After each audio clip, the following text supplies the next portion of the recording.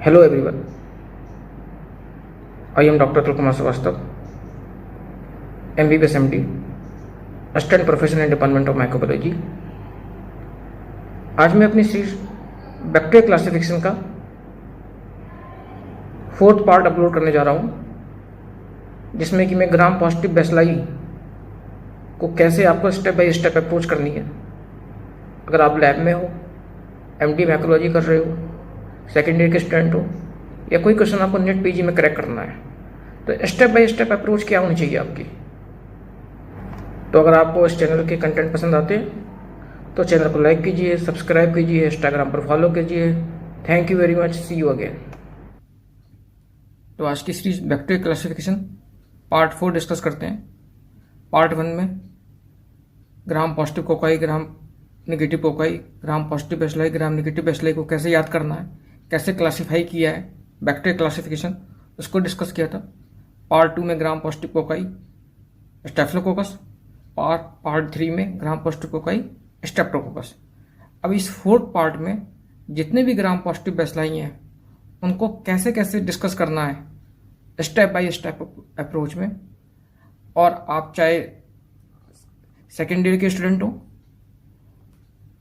चाहे आपको net PG, all India PG, DNB, AIIMS की प्रिपरेशन कर रहे हो, या आप एमडी स्टूडेंट्स हो, इस चैप्टर इतना बेसिक है कि इससे ऑल इंडिया पीजी में कम से कम 2, 4, 5 क्वेश्चन बनते हैं। जो ये पूरा नेटवर्क है, पूरा फ्रेमवर्क है। क्यों? क्योंकि आपको बेसिक कॉन्सेप्ट क्लियर होना चाहिए।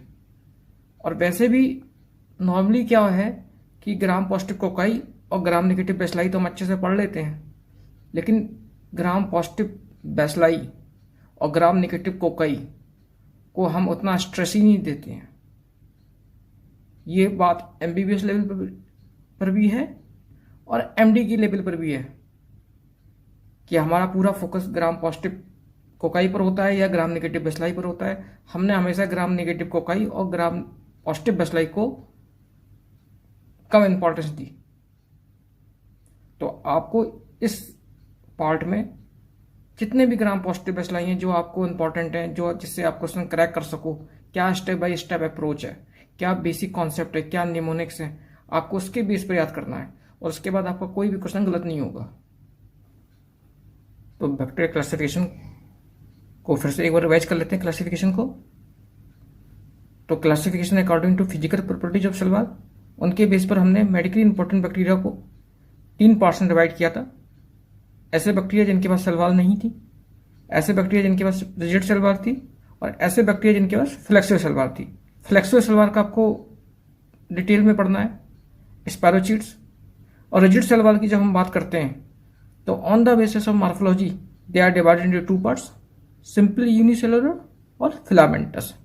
फिलामेंटस का example mycobacteria and actinomycetes. Simple unicellular को on the basis of growth inside और आउटसाइड, कि ग्रोथ इनसाइड हो रही है कि ग्रोथ आउटसाइड हो रही है, 2 पार्ट्स में डिवाइड किया था, ऑब्लिगेट, इंट्रासेलुलर, पैरासाइट और free living.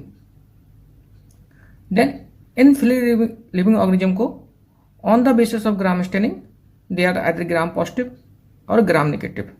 Then on the basis of morphology shape they are either cocci और बेसिलाई। तो means they are either gram positive cocci, gram positive bacilli, they are either gram negative cocci और gram negative bacilli. Part 3 तक हमने gram positive cocci को finish कर लिया था, staphylococcus, Streptococcus, pneumococcus. आज जो डिस्कस कर रहे हैं ग्राम पॉजिटिव बेसिलाई। आगे आने वाली नेक्स्ट पार्ट में ग्राम नेगेटिव कोकाई और ग्राम नेगेटिव बेसिलाई को डिस्कस करेंगे। तो स्टार्ट करते हैं यहां से। तो on the basis of gram staining they are gram positive bacilli. Then ये ग्राम स्टेनिंग की डिफरेंट डायग्राम है। आपको ग्राम पॉजिटिव बैक्टीरिया स्टार्ट करने से पहले आपके दिमाग में एक क्लियर कॉन्सेप्ट होना चाहिए कि आपको 4 बैक्टीरिया से मतलब है, आपको केवल 4 बैक्टीरिया से मतलब है। ये पहले आप अपने दिमाग में सेट करो। एक बैक्टीरिया बैसिलस है, उसके बाद क्लोस्ट्रीडियम है, देन कॉर्नीबैक्टीरियम, देन लिस्टीरिया मोनोसाइटोजेंस। बाकी सब कुछ भूल जाओ। आपको 4 बैक्टीरिया पर फोकस करना है, B bacillus, clostridium, corynebacterium, listeria monocytogenes. अब कैसे प्रोसीड करना है? Then on the basis of spore formation, तो ग्राम पॉजिटिव बेसिलाई हमें आइडेंटिफाई कर लिया on the basis of gram staining. Then on the basis of spore forming, either they are spore forming और they are non spore forming. तो आपको ये clear पता होना चाहिए कि एक स्पोर फॉर्मिंग है, दूसरा नॉन स्पोर फॉर्मिंग है। अब हमारा जो स्टेप बाय स्टेप अप्रोच है, हम क्या करेंगे, स्पोर फॉर्मिंग से स्टार्ट करेंगे। अगर वो स्पोर फॉर्मिंग है, क्लियर, तो कौन कौन से ऐसे बैक्टीरिया होते हैं आपको अभी याद कराते हैं कि जो स्पोर फॉर्मिंग होते हैं उसमें आते हैं 2 bacteria, B for bacillus, C for clostridium. तो आपको एक निमोनिक याद रखना है, BSC, जैसे आप करते हो ना MBBS, BDS, MSc, BSc, वैसे BSC, बी मतलब बैसिलस, एस मतलब स्पोर फॉर्मिंग, सी मतलब क्लोस्ट्रीडियम। तो सिंपल सी बात है कि जैसे आपने ग्राम स्टेनिंग करी, ग्राम पॉजिटिव बैक्टीरिया मिले, आपने सबसे पहले चेक किया either they are spore forming और नॉन स्पोर फॉर्मिंग। हम प्रोसीड पहले स्टेप बाय स्टेप करते हैं कि अगर स्पोर फॉर्मिंग है तो कैसे हम इसको आइडेंटिफाई करेंगे। तो कौन कौन से ऐसे बैक्टीरिया होते हैं जो स्पोर फॉर्मिंग होते हैं, B for bacillus, S for spore forming, C for clostridium. Clear? Then on the basis of oxygen tolerance, तो on the basis of oxygen tolerance either they are aerobic और anaerobic. तो simple सी बात है कि पहले आपने gram positive bacilli, then either spore forming, non spore forming. Spore forming में प्रोसीड करते हैं आइदर दे एरोबिक और एनोरोबिक। Clear concept? देन अब आपको क्या, BSC, B for bacillus, S for spore forming, C means clostridium. अब आपको एक और मैंने एक लाइन लिखी है कि God has plans for everyone, और इस निमोनिक को मैंने बहुत यूज किया है। हर बैक्टीरिया मेरे अकॉर्डिंग कुछ डिफरेंट है, सब कुछ लिखा हुआ है और आपको जैसे दिखाएंगे आपको वैसे ही दिखेगा। अब आपको पता है ए फॉर एप्पल होता है और बी फॉर बेबी होता है, और बेबी को बेस पसंद है। तो आपको एक गाना पता है ना, क्या पता है, कैसे आपको याद रखना है कि बेबी को बेस पसंद है। तो A for apple, B for baby, चाहे एप्पल हो चाहे बेबी हो, सबको क्या चाहिए, सबको क्या चाहिए जिंदा रहने के लिए, ऑक्सीजन। तो सिंपल सी बात है, मेरे लिए बेबी का मतलब बैसिलस है, मेरे लिए जूठा इंसान सूडोमोनास है, मेरे लिए स्टाफ बस स्टेफलो है। तो क्लियर हो गया था, पहले बताया था आपको। तो A for apple, B for baby, और बेबी मतलब बैसिलस, और बेबी को बेस पसंद है। मतलब कहने का यह है कि जो बैसिलस बैक्टीरिया होता है वो एरोबिक होता है। आपको क्लियर कॉन्सेप्ट हो गया? क्लियर? अब आप कभी नहीं भूलोगे, बैसिलस लिखेगा तो आपको दिखाई पड़ेगा बेबी हो, बेबी को बेस पसंद है, बेबी को ऑक्सीजन चाहिए जिंदा रहने के लिए। क्लियर हो गया?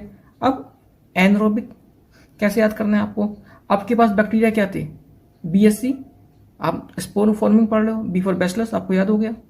अब आपको याद रखना है कि क्लोस्ट्रीडियम। अब आप नाम में देखो, क्लोस्ट्रीडियम, क्लोज, क्लोज बंद है, और आपको पता है अगर कोई चैम्बर बंद होगा, कोई क्लोज चैम्बर होगा, तो उसमें एयर होगी कि नहीं होगी। सिंपल सी बात है कि कोई भी उसमें एयर नहीं होगी। जब कोई एयर नहीं होगी तो क्या हुआ, एनएरोबिक। मैं आपको बता रहा हूं, आप लाइफ टाइम कभी नहीं भूलोगे, नहीं तो आपको यही कंफ्यूजन होता रहेगा कौन स्पोर फॉर्मिंग है, कौन सा नॉन स्पोर फॉर्मिंग है, कौन सा एरोबिक है, कौन सा एनएरोबिक है। इसी में उलझे रहोगे आप कहानी।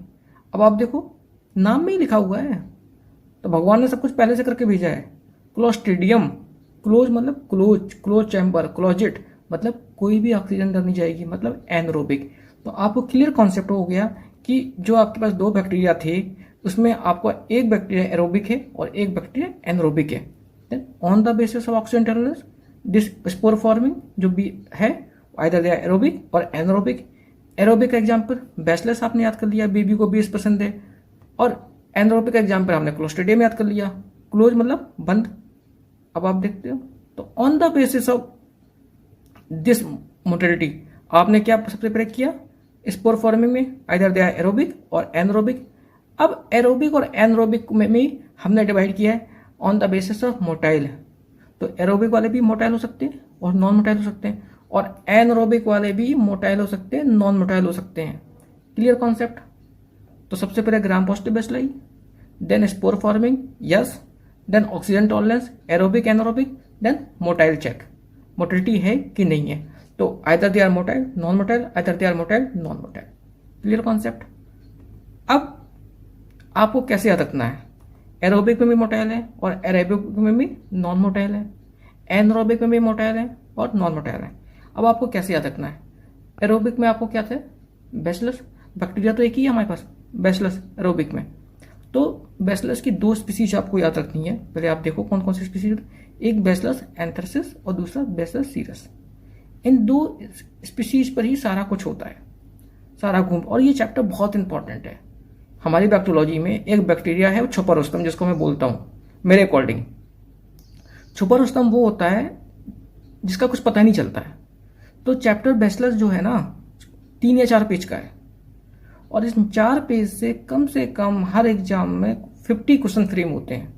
50 क्वेश्चन इस एग्जाम में इस चैप्टर से फ्रेम होते हैं, और एक या दो या 3 क्वेश्चन इस चैप्टर से आते ही आते हैं किसी न किसी फॉर्म में। इसलिए मैं इसको छुपा रुस्तम बोलता हूँ। ठीक है। अब बैसिलस की 2 स्पीसीज है, बैसिलस एंथ्रेस और सीरस। अब आपको कैसे याद रखना है, कैसे, आपको एक कहानी सुनाते हैं, पूरी कहानी। और अभी लास्ट डीडी सीरीज के एक पार्ट में मैंने फूड पॉइजनिंग डिस्कस करी थी, उसको भी थोड़ा सा कवर करते हैं, पूरा कॉन्सेप्ट क्लियर करते हैं। एक स्टोरी है। क्या स्टोरी है कि अभी जब लॉकडाउन खुलेगा ना, तो आपकी जो गर्लफ्रेंड होगी या वाइफ होगी, सबसे पहले यही होगा, तो बेबी लॉकडाउन के बाद कहाँ चलोगी?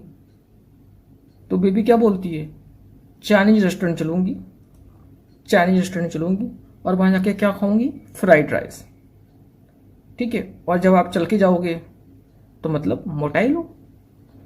और वो क्या कहता, baby are you serious? Serious का मतलब सीरियस।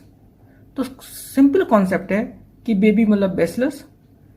तो बैसिलस सीरस के केस में जो फूड पॉइजनिंग होती है वो चाइनीज रेस्टोरेंट में जो लोग खाते हैं या नॉर्मली जो कुक्ड राइस खाते हैं, फ्राइड राइस खाते हैं, उसके खाने से होता है। पहली इंपॉर्टेंट बात।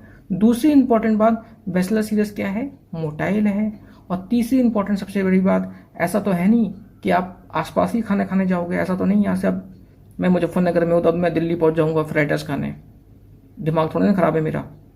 तो जो इनक्यूबेशन पीरियड होता है लेस देन 6 आवर होता है। ये सारे स्टोरी के कैच पॉइंट है। तो आप बिल्कुल समझ लो क्या सोर्स है, क्या इनक्यूबेशन पीरियड है, कौन सा बैक्टीरिया है। क्लियर हो गया। अब बैसिलस की एक स्पीसीज क्लियर आपको कि बैसिलस सीरस। देन उसके बाद जो बैसिलस सीरस होता है उसमें पहले बताया था आपको, जो शुरू के 6 आवर्स में होते हैं उसमें केवल डायरिया और वॉमिटिंग होता है, फीवर तो होता ही नहीं है। फीवर तो तब होगा जब आप कैंप में जाओगे, बता रखा आप देख लेना। कुक्ड राइस मतलब usually fried rice. Clear concept. और 2 बैक्टीरिया ऐसे होते हैं जो इनका पीरियड लेस देन 1 to 6 होता है, स्टेफ ऑरियस, बैसिलस सीरस। आपको याद कराया था कौन सी बस मिल रही है, स्टाफ बस। स्टाफ मतलब स्टेफोकोकस ऑरियस, बस मतलब बैसिलस सीरस इमेटिक टाइप। और कहाँ मिल रही है, सीपी में, क्लोस्ट्रिडियम परफेजिनस।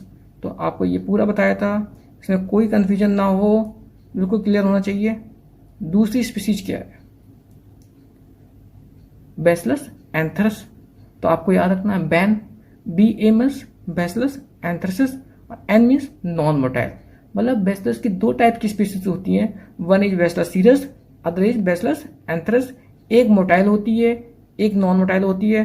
दूसरा तरीका याद करने का ये है, ये कौन सी बुक है सेकेंड ईयर की, अनंत नारायण।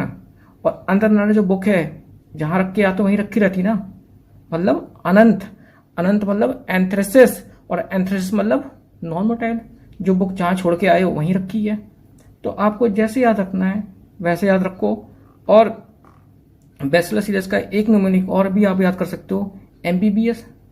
बेबी क्या कर रही है, MBBS। M means motile, B for baby, और बेबी है मतलब ऑक्सीजन। बेबी को 20 पसंद है, एरोबिक। और कौन सी species, bacillus cereus. S means spore forming. तो आप यहां से भी याद कर सकते हो। तो हम कहां पर थे, हमने बात यहां से स्टार्ट करी थी कि एरोबिक में कौन कौन से थे, आइदर दे आर मोटाइल और नॉन मोटाइल। तो मोटाइल में कौन सा हो गया, याद हो गया आपको, बेबी आर यू सीरियस मतलब बेसलेस सीरियस। बैन, बैन का मतलब अनंत नारायण और मतलब बेसलेस एंथ्रेसिस। तो आप ये आपको क्लियर हो गया कि अगर कोई ग्राम पॉजिटिव बेसिलाई है तो सबसे पहले आप स्पोर फॉर्मिंग चेक करोगे। स्पोर फॉर्मिंग के बाद आइदर दे आर एरोबिक और anaerobic, then they are either motile, non motile, motile, non motile. तो आपने एरोबिक में डिस्कस पूरा हुआ कि कौन सी स्पीसीज आती है, बेसिलस। उसमें एक स्पीसीज की बेसिलस मोटाइल है और दूसरी नॉन मोटाइल है। जो मोटाइल है उसका नाम बेसिलस सीरस है। बेबी को फ्राइड राइस खाना है, मतलब इसका जो सोर्स ऑफ इन्फेक्शन है वो फ्राइड राइस है, वो कुकड राइस है और 1 to 6 आवर्स में होता है। ठीक है, देन बता चुके हैं आपको, ये भी डिस्कस कर लिया, ये भी आपसे डिस्कस कर लिया, ये भी हो गया आपको। ठीक है, एमबीबीएस में आपको सब कुछ आ गया, बैन, बैसिलस एंथ्रेसिस, देन ये भी आपको बता दिया। अब आया एनरोबिक। आपको पहले से बताया है कि एनरोबिक मतलब क्लोज चैम्बर। क्लोज चैम्बर का मतलब क्या है, क्लोस्ट्रिडियम। सिंपल खत्म हो गई बानी, क्लोस्ट्रिडियम। अब क्लोस्ट्रिडियम में कुछ स्पीसीज क्लोस्ट्रिडियम की ऐसी होती हैं जो मोटाइल होती हैं, कुछ स्पीसीज ऐसी होती हैं जो नॉन मोटाइल होती है। तो जो मोटाइल होती है क्लोस्ट्रिडियम टेटेनी, बोटेनम और डिफिसिली, और जो नॉन मोटाइल होती है क्लोस्ट्रिडियम परफेजेंस होती है। ठीक है, तो क्लोस्ट्रिडियम टेटेनी का जो टाइप 4 होता है वो भी नॉन मोटाइल होता है, लेकिन अभी आपको मोटा मोटा याद रखना है कि क्लोस्ट्रिडियम टेटेनी, क्लोस्ट्रिडियम बोटेनम और क्लोस्ट्रिडियम डिफिसिली मोटाइल होते हैं, और नॉन मोटाइल कौन सा होता है, परफेजेंस नॉन मोटाइल होता है। वो कोई कंफ्यूजन तो है नहीं। अब क्लोस्ट्रिडियम मतलब एनरोबिक क्लोज चैम्बर। ठीक है, अब कैसे याद करना है, क्लोस्ट्रिडियम में 4 स्पीसीज आती हैं, क्लोस्ट्रिडियम बोटेनम, डिफिसिली, टेटेनी और क्लोस्ट्रिडियम परफेजेंस। आपको कैसे याद रखना है, उसका एक सिंपल सी फंडा है, सीबीडीटी। सीबीडीटी को बोलते हैं central board of direct taxes. और जब आप कोई टैक्स भरने जाते हो तो आप चल के ही जाओगे टैक्स भरने के लिए, ऐसा तो नहीं है कि घर बैठे बैठे हो जाएगा। टैक्स भरने जाओगे तो आप सीए के पास जाओगे, किसी के पास जाओगे। C means clostridium, B means botulinum, D means difficile, T means tetani. Meaning clostridium की जो 3 स्पीसीज हैं वो मोटाइल है, और जो चौथी स्पीसीज है वो कौन सी नॉन मोटाइल है, क्लोस्ट्रिडियम परफेरेंजिंस। तो ये स्पीसीज है नॉन मोटाइल है। कैसे आपको याद रखना है, मैं कह रहा हूँ नाम में सब कुछ है। FRING मतलब फ्रिज, आप याद रखो फ्रिज से। जो आपके घर में फ्रिज होता है ना, जहाँ छोड़ के जाते हो वहीं होता ना, ऐसा तो नहीं किचन से बेडरूम में पहुँच जाता है। तो फ्रिज नॉन मोटाइल है। तो सिंपल याद हो गया कि क्लोस्ट्रिडियम की 4 स्पीसीज, बोटेनम, डिफिसिली, टेटेनी, परफेजेंस, 3 उसमें आपकी मोटाइल है और 1 स्पीसीज आपकी नॉन मोटाइल है। Clear concept. देन इंक्यूबेशन किसका होता है, क्लोस्ट्रिडियम की बात कर रहे हैं तो इसको थोड़ा सा डिस्कस कर लेते हैं। 8 to 16 आवर। तो आपको पहले भी बताया था कि 8 to 16 आवर में 2 बैक्टीरिया थे, स्टाफ मतलब स्टेफिलोकोकस ऑरियस, बस मतलब बैसिलस सीरस, और देन क्लोस्ट्रिडियम परफेजेंस कहाँ, सीपी में। बैसिलस सीरस तो दोनों में कॉमन है, 1 to 6, 8 to 16, एक में एमेटिक टाइप है और एक में डायरिया टाइप है। दूसरा बैक्टीरिया जो आपको याद रखना है क्लोस्ट्रिडियम परफेजेंस। अब आपको कैसे याद रखना है, क्या बताया था आपको कि जो स्टार्टिंग दोनों होते हैं उसमें डायरिया वोमिटिंग दोनों होता है। इसमें केवल डायरिया होता है, फीवर होता ही नहीं है, कहाँ तक, कैंप तक, तो उसे तो भूल ही जाओ। इसमें भी नहीं होता है। क्या खाने से होता है, बेबी को क्या खाने से हो रहा था, फ्राइड राइस। कहाँ पर, चाइनीज रेस्टोरेंट में। यहाँ पर क्या खाने से होता है, cooked meet, beef, poultry products. तो आपको कैसे याद रखना है, मैं कह रहा हूँ ना, God has plans for everyone, आपको देखने की जरूरत है। तो क्लोस्ट्रिडियम परफेजेंस तो क्या था, सीपी। सी मतलब कुक्ड मीट, पी मतलब पोल्ट्री फॉर्म वाले। तो इनको खाने से ही इसकी फूड पॉइजनिंग होती है। कितने आवर्स में होती है, 8 to 16। और एक नई बात ऐड करी है, इनको कैफेटेरिया जर्म बोलते हैं। कैफेटेरिया जर्म क्यों बोलते हैं कि बहुत सारा खाना हम कैफेटेरिया में बना लेते हैं, उसके बाद उसको दूसरे दिन सप्लाई करते हैं, तो कहीं ना कहीं वहाँ पर बैक्टीरिया ग्रो करता है। इसलिए क्लोस्ट्रीडियम परफेजेंस को कैफेटेरिया जर्म कहते हैं। हो सकता है कभी ऑल इंडिया में इस तरह से पूछ लिया जाए आपसे। तो सीपी मतलब सी मतलब क्लोस्ट्रीडियम परफेजेंस, सी मतलब कुक्ड मीट, पी मतलब पोल्ट्री फॉर्म। तो आपको ये बिल्कुल क्लियर हो गया कि किसको खाने से होता है और कितना में होता है। Step 2, then on the basis of spore forming the gram positive bacilli are spore forming और नॉन स्पोर फॉर्मिंग। हमने इसकी बात कर ली पूरी स्पोर फॉर्मिंग की। हम बात करेंगे अगर वो नॉन स्पोर फॉर्मिंग है फिर क्या है। अगर नॉन स्पोर फॉर्मिंग है तो हम उसको कैसे प्रोसीड करेंगे। Then on the basis of oxygen tolerance and motility, on the basis of oxygen tolerance they are aerobic. आपको एनारोबिक से कोई मतलब नहीं है, तो आपका काम और इजी हो गया। एरोबिक में आपको क्या रखना है, आइदर दे आर मोटाइल और नॉन मोटाइल, सिंपल। तो स्पोर फॉर्मिंग में aerobic, anaerobic, motile, non motile. Non spore forming में एरोबिक, एनारोबिक से आपको मतलब नहीं है, मोटाइल और नॉन मोटाइल। Clear concept. अब एरोबिक में कौन कौन सी स्पीसीज आती हैं पहले तो आप समझो। दो आते हैं, एक लिस्टीरिया मोनोसाइटोजेंस और दूसरा कॉर्निबैक्टीरियम डिप्थेरे। दो ऐसे हैं जो कि नॉन स्पोर फॉर्मिंग हैं। एक मोटाइल है, एक नॉन मोटाइल है। जो लिस्टीरिया है वो मोटाइल है, जो कॉर्निबैक्टीरियम है वो नॉन मोटाइल है। कैसे याद करना है, बहुत सिंपल सा कॉन्सेप्ट है, आपको याद कराते हैं। पहले तो आप याद रखो स्पोर फॉर्मिंग में क्या था, बीएससी। नॉन स्पोर फॉर्मिंग में कौन से बैक्टीरिया थे, एलसीडी। एलसीडी क्या है, एल फॉर लिस्टीरिया मोनोसाइटोजेंस, सीडी मतलब कॉर्निबैक्टीरियम डिप्थेरी। तो आपको क्लियर कॉन्सेप्ट हो गया कि भाई एलसीडी मतलब लिस्टीरिया, सीडी मतलब कॉर्निबैक्टीरियम डिप्थेरी। क्लियर, सबके घर में एलसीडी है। आपको अब आज से एलसीडी का मतलब यही समझ में आएगा, लिस्टीरिया और कॉर्निबैक्टीरियम डिप्थेरी। अब कॉर्निबैक्टीरियम को कैसे याद करते हैं, कॉर्नी, नी, ना, नो। आपको याद है ना टिकटॉक में no no no no no no ऐसे बोलता है, कुछ वीडियो मैंने देखे हैं टिकटॉक पर। तो नो वो कॉर्नी वाला, वो नो वाला, वो टिकटॉक वाला नो। तो आपको याद रखना है। नॉन स्पोरिंग की तो बात कर ही रहे हो आप, ये नॉन मोटाइल है। तो आपको सिंपल याद रखना इसका फंडा, C N S, C means corny और N S means non sporing non motile. और ये भी आप भूल जाओ, corny, no no no no no, TikTok वाला नो। क्लियर कॉन्सेप्ट, कोई कंफ्यूजन नहीं। दूसरा bacteria corynebacterium diphtheriae, non sporing non motile. Non sporing तो बात ही कर रहे हैं, ठीक है। अब कॉर्निबैक्टीरियम में क्या क्या है कि 3 स्पीसीज आती हैं, कॉर्निबैक्टीरियम डिप्थेरी, अल्सरेंस और स्यूडोटुबरकुलोसिस। इन सब सारे बैक्टीरिया को डिटेल में डिस्कस करेंगे जब subject wise, topic wise discuss करेंगे। आज क्लासीफाई कर रहे हैं कि कैसे आपको, क्या आपका basic concept step by step approach नहीं चाहिए उसके अकॉर्डिंग, ठीक है। लेकिन फिर भी आपको पता होना चाहिए कि कॉर्निबैक्टीरियम की 3 स्पीसीज है, कॉर्निबैक्टीरियम डिप्थेरी, कॉर्निबैक्टीरियम अल्सरेंस और स्यूडोटुबरकुलोसिस। कैसे याद रखना है भाई, एक कहानी है, क्या है, दीपा को अल्सर भी हो गया था, टीबी भी हो गया था। और दीपा मतलब डिप्थीरी, मेरे लिए दीपा का मतलब डिप्थीरिया है, अल्सर का मतलब अल्सरेंस। और टीबी आपको पता है, TB is cause by Mycobacterium tuberculosis. और यहां पर टीबी तो माइकोबैक्टीरियम से नहीं हो रही है, तो कौन सी टीबी हो गई, स्यूडोटुबरकुलोसिस।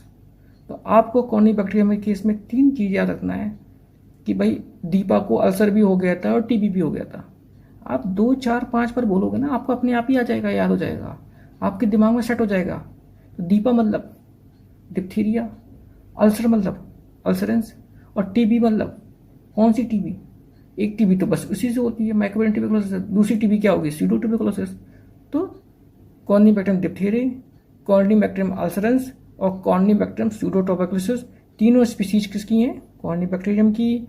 और सबसे इंपॉर्टेंट बात है कि इन तीनों स्पीसीज को डिफ्रेंशिएट करना हो तो कैसे करोगे, अल्सर मतलब अल्सरेंस और यूरिया, सब कुछ यू आ रहा है, तो मतलब इन दोनों स्पीसीज जो होती हैं वो यूरिया पॉजिटिव होती हैं, और जो कॉर्निबैक्टीरियम डिप्थेरी होती है वो यूरिया नेगेटिव होती है।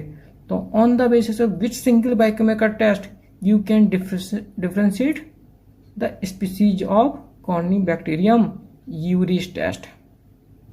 सिंपल। तो ये यूरिया मतलब ये दोनों टेस्ट, यूरिया टेस्ट पॉजिटिव होते हैं, डिप्थीरी वाला यूरिया टेस्ट निगेटिव होता है। तो आपसे ये पूछा जाएगा, और जब ये टेस्ट पूछा जाएगा ना तो आप समझो ये बहुत टफ क्वेश्चन होगा। जो अभी आपको हलवा लग रहा है ना, ये वो सबसे टफ क्वेश्चन होगा। तो on the basis of which biochemical, urease test.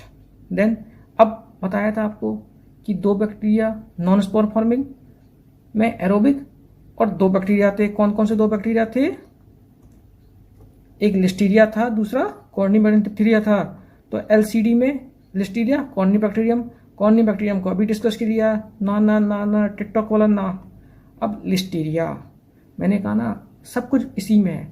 मोनोसाइटो, mono मतलब मोटाइल, तो एक नॉन मोटाइल कौन सा हो गया? कॉर्निबैक्टीरियम। दूसरा क्या हो गया? मोटाइल।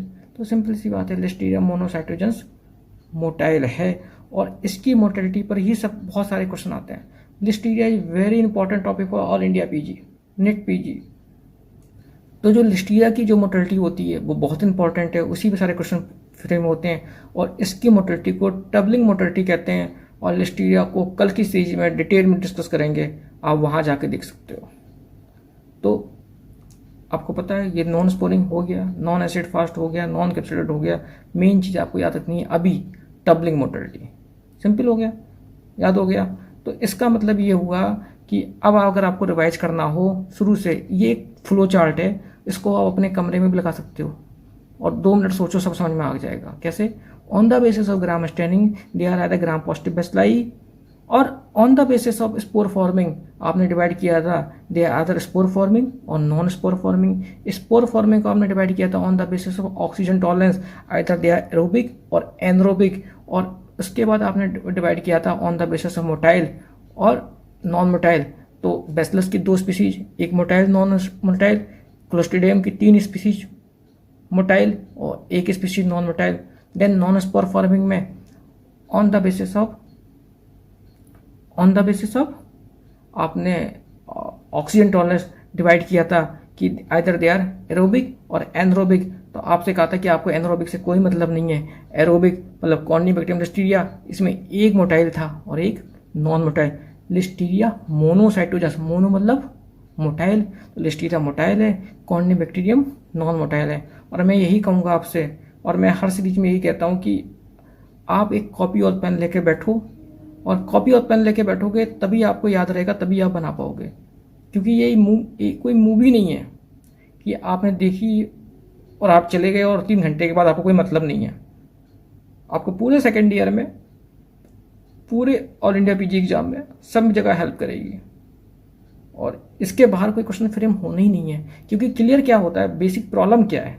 प्रॉब्लम ये है कि आपको यही नहीं पता होता है कि ग्राम पॉजिटिव बेसिलाई में स्पोर फॉर्मिंग कौन सा, नॉन स्पोर फॉर्मिंग क्या है, कौन सा एरोबिक है, कौन सा एनरोबिक है, कौन सा मोटाइल है, कौन सा नॉन मोटाइल है। क्योंकि आप कितना रटोगे, आप नहीं रट सकते उतना। लेकिन अगर आपको बेसिक कॉन्सेप्ट क्लियर है, एक फ्रेमवर्क पता है, तो आप उस क्वेश्चन को चुटकियों में कर लोगे। तो अब आपको बिल्कुल समझ में आ गया भाई, बीएससी है स्पोर फॉर्मिंग में, B for bacillus, C for clostridium, खत्म। बेबी को 20 पसंद है, बेबी मतलब ऑक्सीजन, एरोबिक, क्लोस्ट्रीडियम मतलब क्लोज चैम्बर, एनरोबिक, खत्म।